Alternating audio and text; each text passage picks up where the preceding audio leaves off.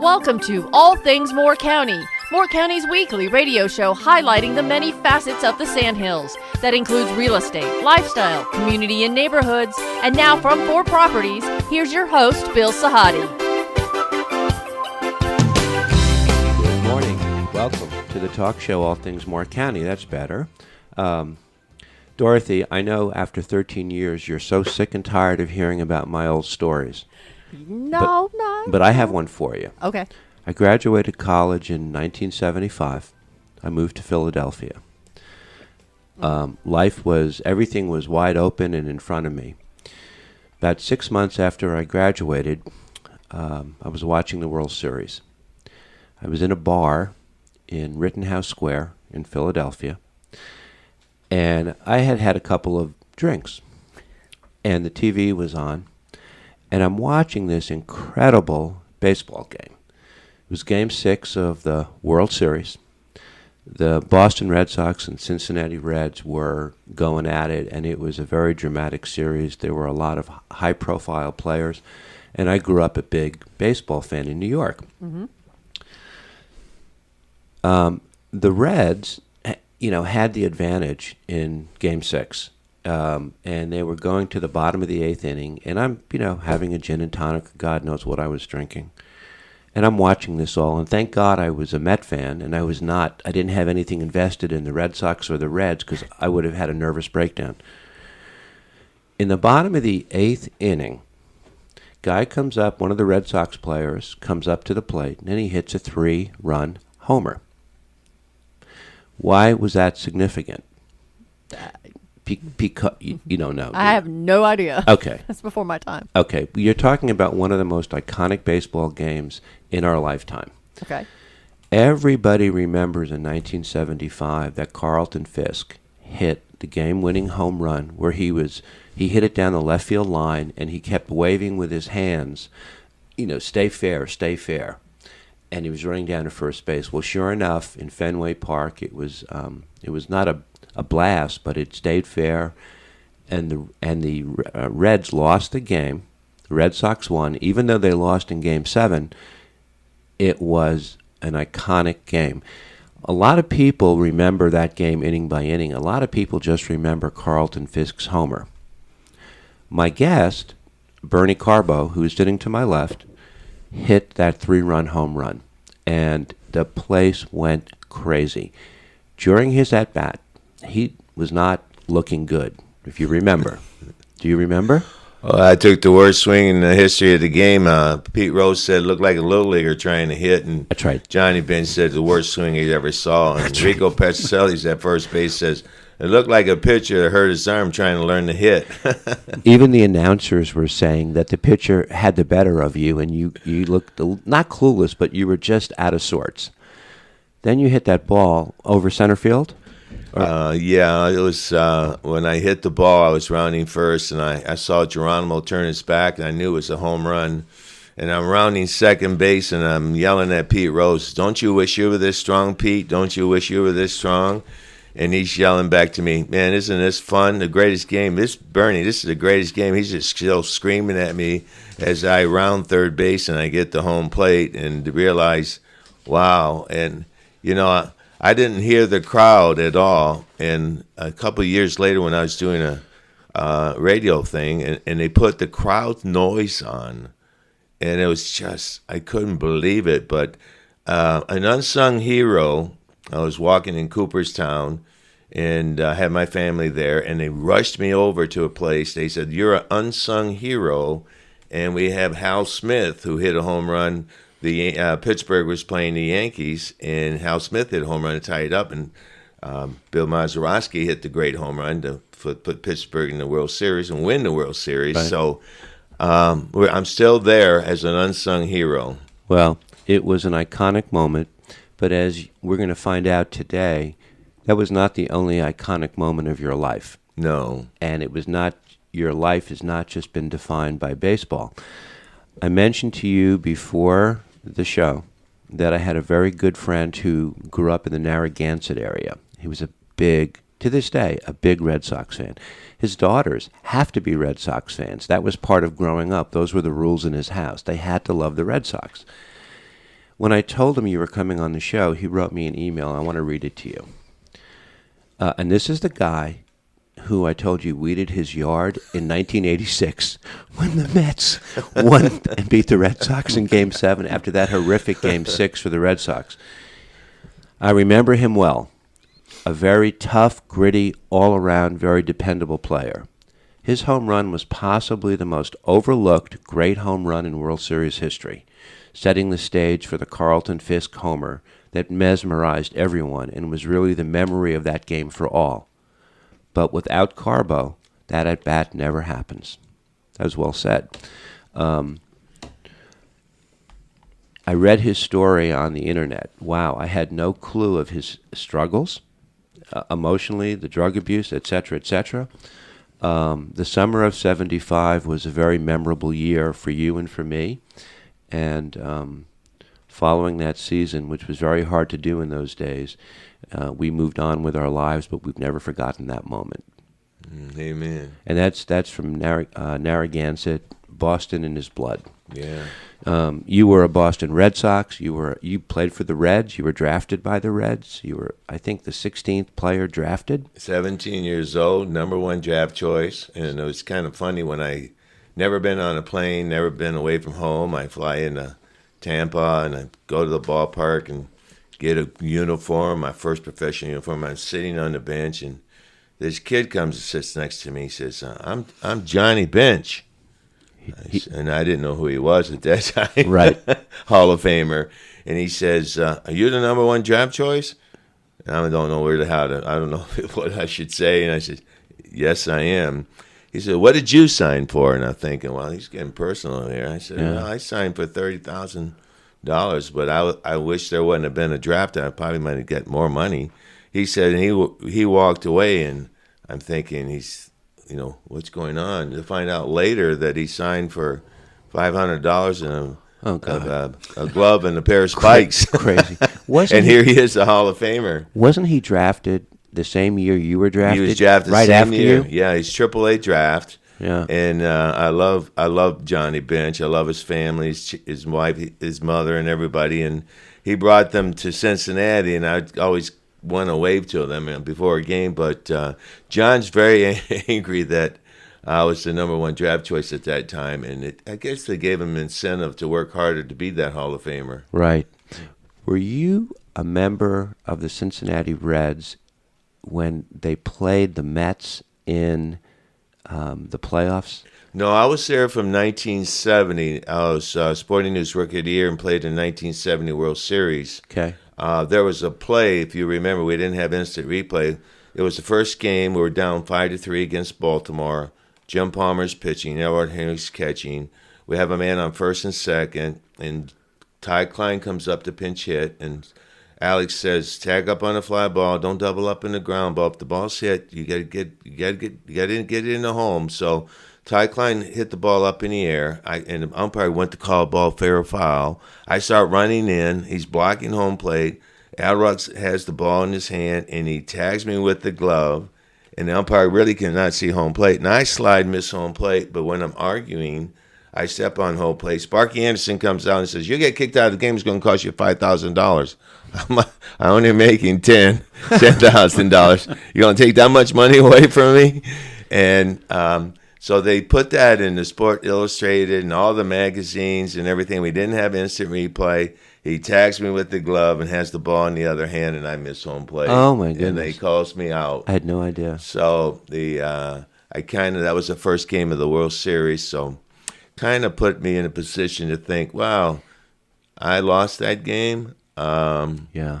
But, that's how you go. You got to grow past it and whatever. But it was a World Series that the Baltimore Orioles, that's when Brooks Robinson was like a vacuum down at third base, was That's right. MVP. That's right. Probably the greatest game I ever seen. All the games he played was just unbelievable what he was doing down at third base. And we didn't have any pitching and everything. They had all the pitching, and we ended up losing that. Then we went into the 73 World Series. Right. And we lost that one too. So then I got traded to the St. Louis Cardinals.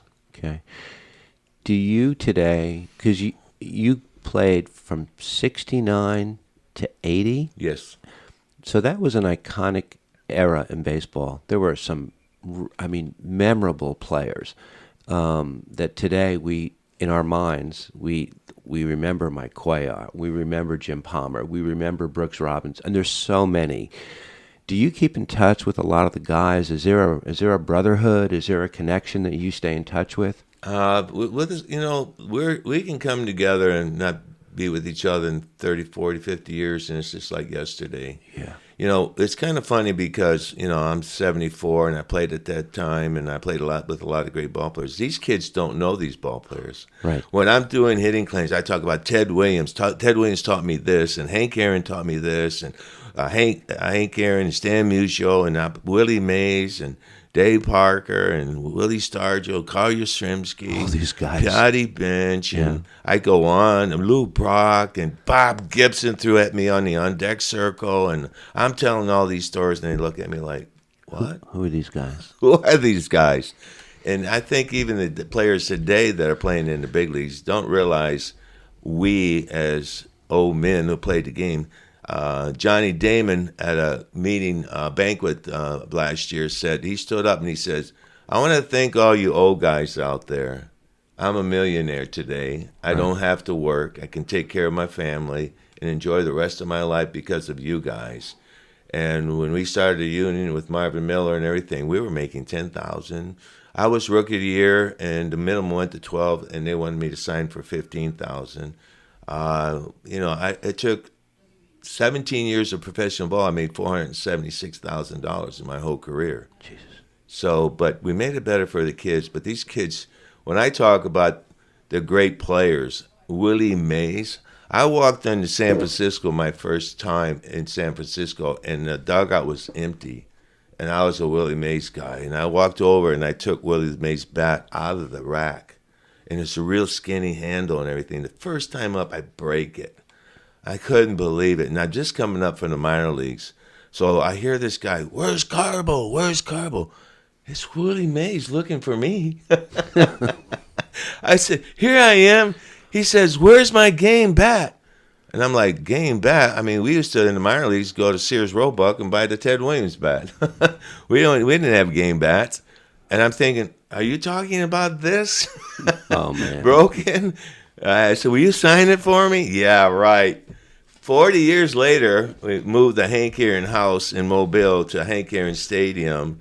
And Hank Aaron's there, Willie Mays, Ricky Henderson, Reggie Jackson, all these people. And I walk in, and Willie Mays looks at me and looks, you're that left-handed hitter that took my bat. He remembered. My game bat. I said, Willie, come on, man. You're my favorite ball player. Yeah, right.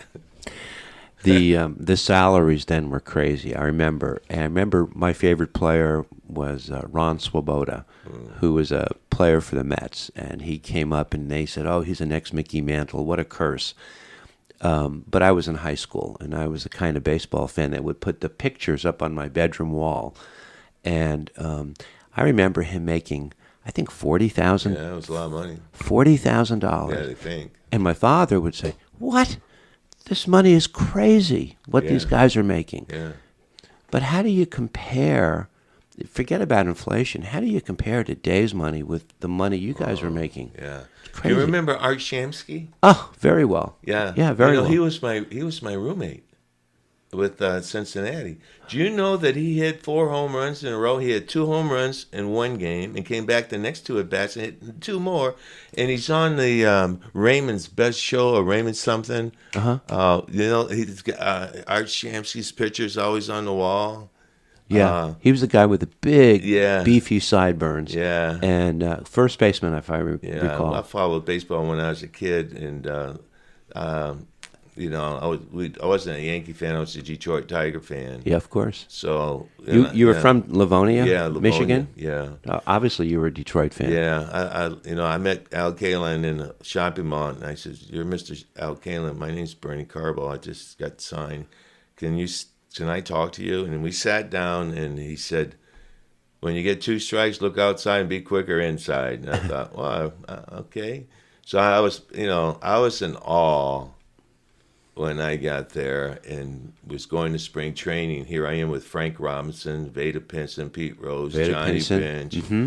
I was looking, and every game was so exciting to be able to watch all the things. I actually played with Satchel Paige in 1966. We're in Hampton, Virginia, and this man walks in with a beautiful suit on, white turn a hat, and he comes over to me and he says, "I'm Satchel Paige." And I went, Whoa. I lost my voice, and he said, "I'm here to just pitch an exhibition, and you're going to come down there and watch me pitch and practice, and you're going to banquet with me in the morning." I'm thinking, I wonder why he's asking me to do all these things, Yeah. And he just took me under his wing for a couple of days. Really? Yeah.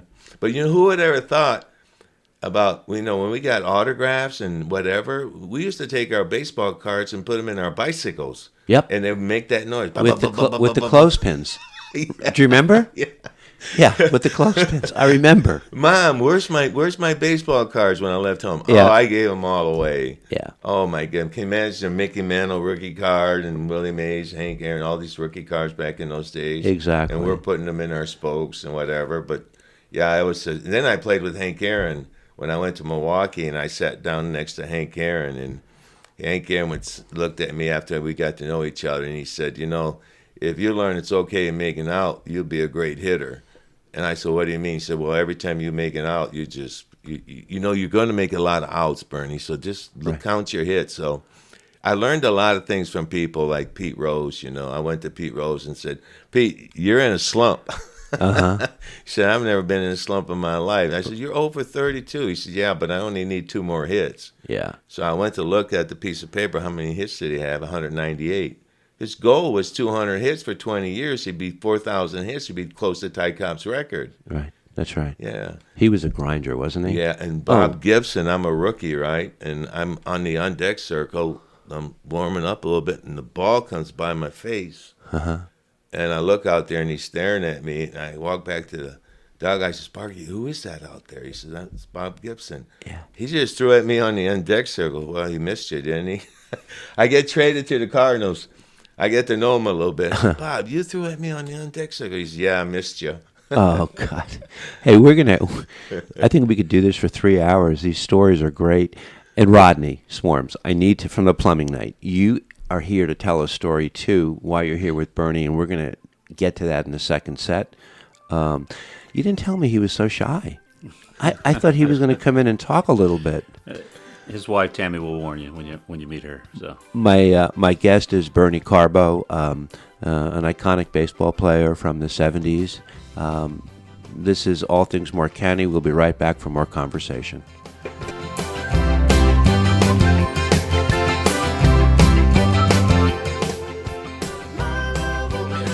We're back. This All Things More County. The conversation between the sets is just as interesting as the conversation on the show.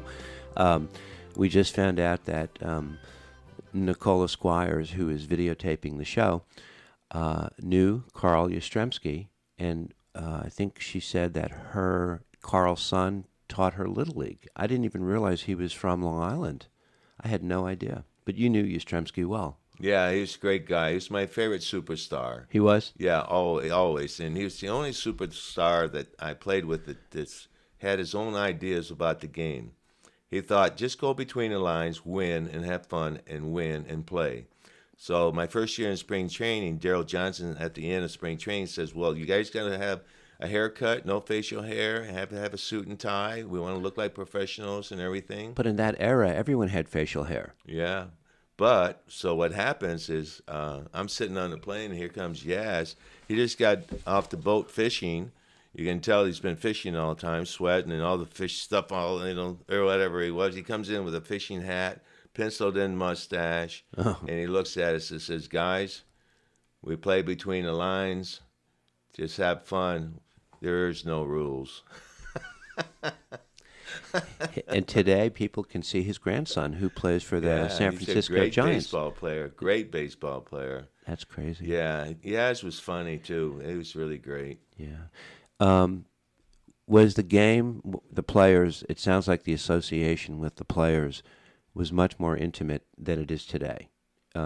People come and go. It's more of a business. Yeah. Do you watch the state of the game today and compare it? No, I don't want to compare it. one of the things I see more in the game than when I played is that they have chapel now. Bible study started in 1975. They have more chapel. They have more boys and more players and men who are playing baseball. They believe in Jesus Christ. They believe in God.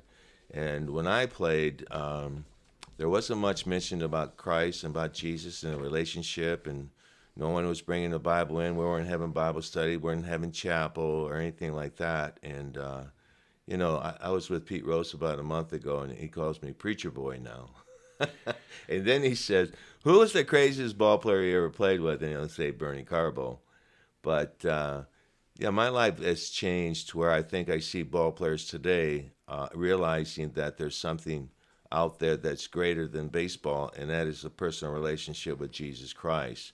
I see them playing where they're making a lot of money, where they're taking care of their bodies, and there's weightlifting, exercise, there's psychiatrists, psychologists, and just dietitians, and they're taking care of the ball players because they're paying them so much money. Yeah, we weren't allowed to weightlift. We didn't stretch. We just went out and played, and a lot of drinking and a lot of womanizing and things like this. And I wasn't. I didn't go to church. I didn't believe in God. My mother and father didn't go to church or any of these things. So I got caught up at era of we had dexedrine, benzedrine, speed, and then the marijuana, then the cocaine, and the drinking and the womanizing. By the time I was in professional baseball at 17, I was an alcoholic by 19. Wow. I played every game high. I played all my life high, and my mother committed suicide. My dad died. I wanted to commit suicide. I ended up at the end of my career hating baseball, even though I hit this home run, which I dreamed about my whole life, the greatest home run I've ever hit in my life. I've dreamed about that. Right. I tell my dad to buy me marbles, and I'd hit him over the fence for home runs in the World Series and do all these things. Mm-hmm. And so my dad, after 3 bags of marbles, he comes out there, makes a circle, puts the marbles out there, and starts shooting marbles. He said, "Let me see you shoot a marble." And I was like, "Oh, boy." And then he said, "Well, no more marbles. You're not going to do that." But I dreamed about that home run, man, and it didn't bring me any happiness. It didn't bring me any peace. After the game, I was sitting in my bed crying and wondering, what do I have to do for my dad to love me? What do I have to do for these players to respect me and think of me about the ability I have and all these things? And I finally, at the age of 43, I was in rehab, and I had an anxiety attack, ended up in the hospital, where a man asked me, "Do you have a personal relationship with Jesus Christ?" I don't know who Jesus is, And he gave me the gospel of Christ, and Spirit fell on me. I went to rehab, and it wasn't a Christian rehab, and the guy comes over and says, "I'm a Christian." I go, "Well, what about it?" He said, "I'm here to disciple you in the name of Jesus." And then I get out of rehab and go home, and the guy comes over. We're going to start the Diamond Club Ministry to teach baseball and tell kids about Jesus. So now for 27 years, I've been clean by the grace of God and by the will of Jesus Christ, and transforming my whole life. And I've been teaching baseball to young people. And this is what I see today in the big leagues. I watch what's going on with these guys, and they're able to have chapel. They're able to come in together and pray, and these boys are loving Jesus and loving God and giving God the glory. Now, not all of them, okay? There's still a problem in Major League Baseball with pills and steroids and human growth and alcohol and womanizing and things like that. Right. It's not going to disappear. Right. But we're going in the right direction. All the things that they're doing with the new baseball, old baseball, combining them both and having everything that you can learn from the computer and everything like logistics and whatever. The game, the athletes from 5'9" to 6'5", they're taking better care of themselves. Right. The owners are realizing they have to take care of the investment because they're paying $30-40 million.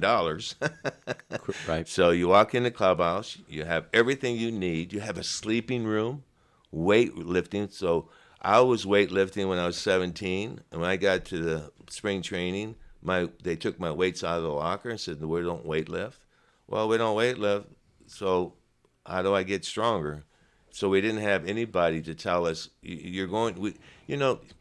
You'll take you to '73 with the St. Louis Cardinals. You talk about having nothing in the room in the clubhouse like they have today. So Scipio Spinks was a friend of mine, threw 95 miles an hour, had a sore arm.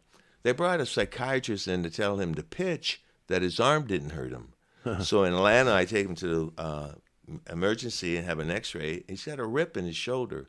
So he gets Mighty Joe Young, dresses it up, a little stuffed monkey, puts his Cardinal uniform on, and says, let the monkey pitch because now I have to get operated on. Right. So he mails it to me in '73 when I get traded to Boston. I open the box up. I'm thinking it's all my old, shirts and whatever, and it's the monkey. So I traveled with Mighty Joe Monkey the whole time.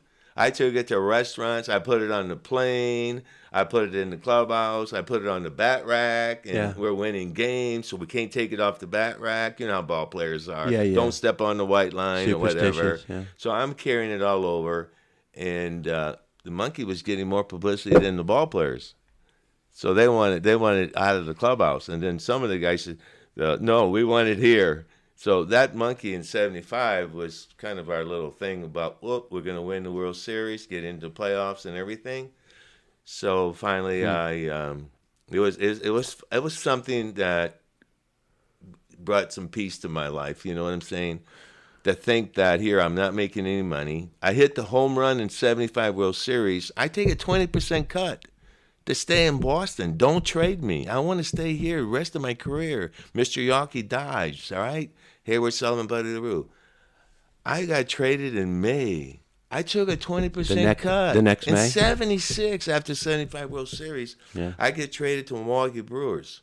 Alex Kramis is the manager who said I lost the first game in the '70 World Series. Do I want to play for him? I was supposed to report within 72 hours. 22 days later, I'm sitting at home.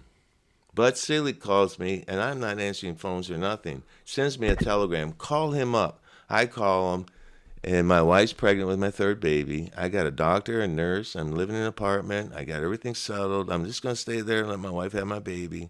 He says, you come here with Milwaukee, and we'll take care of your wife. We'll get you a place to live. We'll get your furniture. We'll take care of everything. We'll get a doctor and a nurse.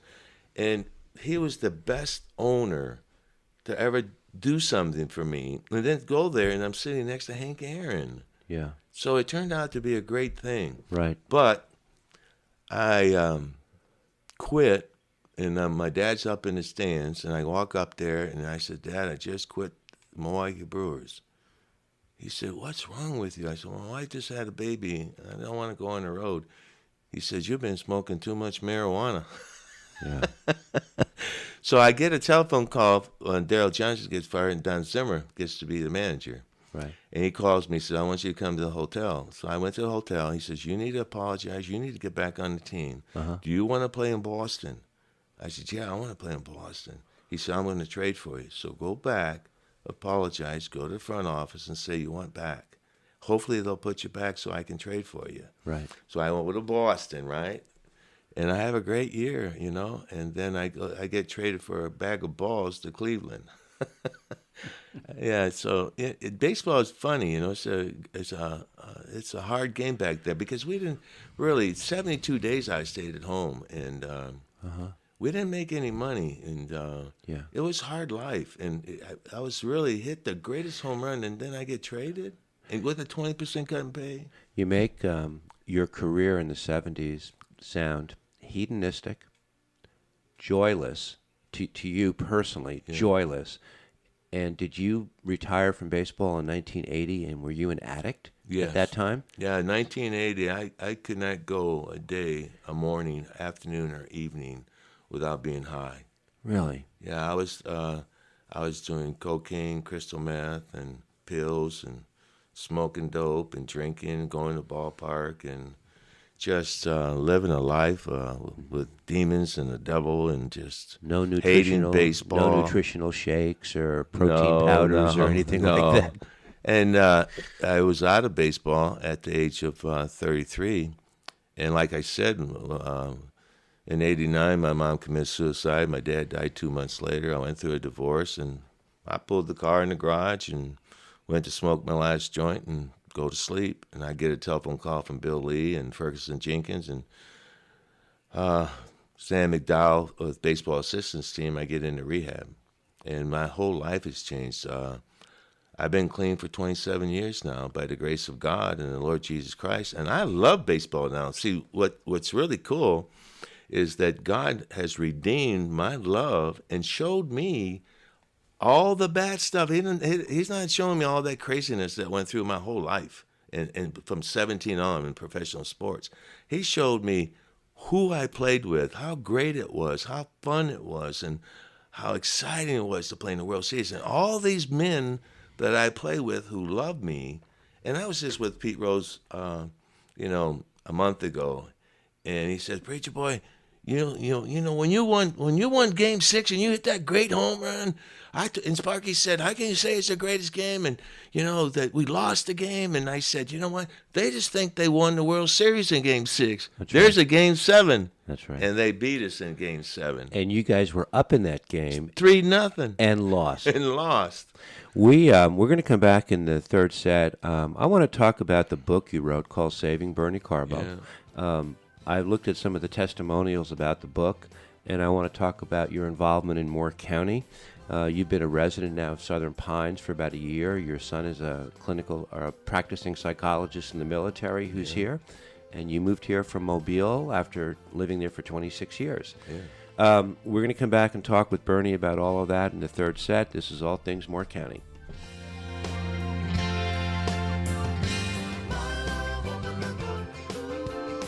Welcome back to our final set of All Things Moore County, having a conversation with former Major League Baseball player Bernie Carbo, but he's so much more than that. Bernie, you lived in Mobile, Alabama for about 25, 26 years before moving to Southern Pines about a year ago. What brought you here? Actually, I came because my son's in the military. He's at Fort Bragg. He has a little 5-year-old, 7-year-old daughter, and my wife wanted to retire and come here. Enough said. Yeah. But I met Mr. Rodney, through Nathan, really, and Rodney can talk about basically how we met and what you did for me and what you wanted. And I thought that we're going to do that. If Rodney can explain that, I think it would be great. Before we do, if it's okay, just in our conversation between sets, I'd like you to come back and do a show with me about the book that you wrote called Saving Bernie Carbo. It was written 2013? Yes. Okay. And it was written along with your co-author, Dr. Peter Hansis. Is that correct? Yes. Okay. I just want to read a couple of the reviews because people can go online, and it has nothing to do with the first part of our conversation, but it has to do with the second half of your life, where you've sort of rebooted the computer, so to speak, but in your own unique way. Here's one of the reviews. Bernie Carbo is an example of a man who has had a lot of ups and downs in his life. He had a very traumatic childhood. He was abused and neglected and grew up in a very dysfunctional household. He was a gifted baseball player and was so talented that he was the first-round draft pick of the Cincinnati Reds. He was chosen before the great Johnny Bench. Carbo became addicted to alcohol and drugs at a young age. He had a very painful youth and sought to escape from his problems. He had some good moments in his baseball career, most notably when he hit 2 clutch home runs in the '75 World Series. His addictions led him to spiral out of control. They cost him his family and his health. His mother committed suicide, and Bernie was thinking of taking his own life. The reviews on this book were outstanding. I read many of them. I could sit here and do a whole hour of just reading the reviews. But Saving Bernie Carbo was an important thing for you to do, wasn't it, as you move forward? Peter Hansen was a friend of mine for 17 years, and he said, I'd like to write your book. I went to live with him for a couple months, and we went back and forth and everything. But now he's a professor at Lomas. He teaches out of that book for all these years, and over 4,500 students have read it, and it's been crazy, very welcomed, and it's also being read at the Blind Institution in Boston, which is really surprises me to understand. But there's a lot of things that in the book that I wonder sometimes why I had to go through all this. But when being in a Diamond Club ministry has allowed me to sit with any person or any people who are dealing with things in their life, Okay. and be able to sit down and listen and give them the answer that helped me out the greatest, and that is the relationship with Jesus Christ. But, wanting to commit suicide is so rapid as it is with young people, the military, and everyone. My mother committed suicide, and it destroyed my family and my children and everything. And if I would have committed suicide, it would have destroyed everything too. So I want to tell people there's a way, and there's a truth, and the way and the truth and the life is Jesus Christ. And for 27 years, it's a journey. It's a road that's really tough because I had to get rid of my anger, my bitterness, my hate. Oh, geez, everything of being molested and drugs and abuse and everything that went on, and no love, no understanding, just no passion in my life. And when you get to a point, you just want to die. And there's life. You got to keep it together and know that there is a way, and that way is which helped me out so much to really understand now that I can look back at my life, and it's okay. I'm okay with it. I know the scars and the pain and everything I lived, but I'm okay with everything. Let me tell you what's really okay, just listening to you during this taping, is your candor. It's refreshing. It's optimistic. There's passion in it. Whether you're talking about your baseball days in the 70s or what you're just talking about right now. Why don't we do this? Why don't we just earmark a date to come back, and let's talk about the book moving forward. If you accept, you're invited. I'll be back in as many times as you like, because you and I have become brothers and friends. And I would love to be a part of this. You got a deal. Thank you so much. We're going to ask Rodney, how did you meet Bernie, and what is the relationship that you guys have going forward now? Sure. Before I answer that, let me just say that I've read Bernie's book, and I've been around Bernie for the last 2 years, and what you're experiencing here is who he is all the time. Right. He's a totally different man than what he was, and he is like a kid a lot of times, just the energy, especially around baseball. Now, he's at a higher level in baseball. Yeah. I mean, whatever you see him now, take it up 2 or 3 notches in baseball. He is wonderful with the kids, but we had Rob Wooten here several years ago. A couple of years ago, yeah. And we started an organization called C35, and it was all about building character for young men and through baseball. That was our vehicle. Rob and I met probably 8 years ago. Great relationship. C35 is doing great. But the Christian piece of it, the character piece of it, was not where I had envisioned it from the beginning. And I prayed. I said, Lord, we need somebody else in this organization that can help me carry this. Somebody with some pedigree in baseball. Mm-hmm. I had no idea. Within a month of that, Bill, I get a phone call from Nathan Spearing. He's a local contractor here. Small world. He calls me and says, hey, you got to meet this guy. And we hit the ground running immediately when Bernie and I talked. And I expected an answer. I did not expect this big of an answer. I did not expect to. Bernie is the highest level of baseball you get. And I'm sure you heard earlier, his batting coach was Ted Williams. Does that mean anything to you? Yeah. I think he was pretty good. And again, to his point earlier, the kids don't realize it. They have no clue. No. But I want to just put a little plug in for him. He still does lessons. Now, Bernie doesn't need the money. He loves the kids. He loves meeting the kids. He loves getting and knowing the parents. Right. But he does baseball lessons at C35 Baseball Shack. It's over there in Juniper Lake. Yep. And we have at least 4 kids. He can turn a kid around, Bill, in 4 lessons to be a very competitive. We play the highest level of baseball at their age, and they're competitive immediately. Because What ages? What ages are we talking about? Well, we start from 9 all the way up to showcase to 17. Okay. But Bernie can get a hold of him, and it's just amazing what he can do. But that's how we met. So we talk on the show a lot with a lot of different guests about paying it forward. And, you know, we have a privilege in our lives at the age that we are to be able to do that, to mentor, to pay it forward. You know, you share with people what you have. You hope they take it as a truth, maybe not the truth, and incorporate it into who they are. And that's a happy place to be, I'm assuming, based on what he just said.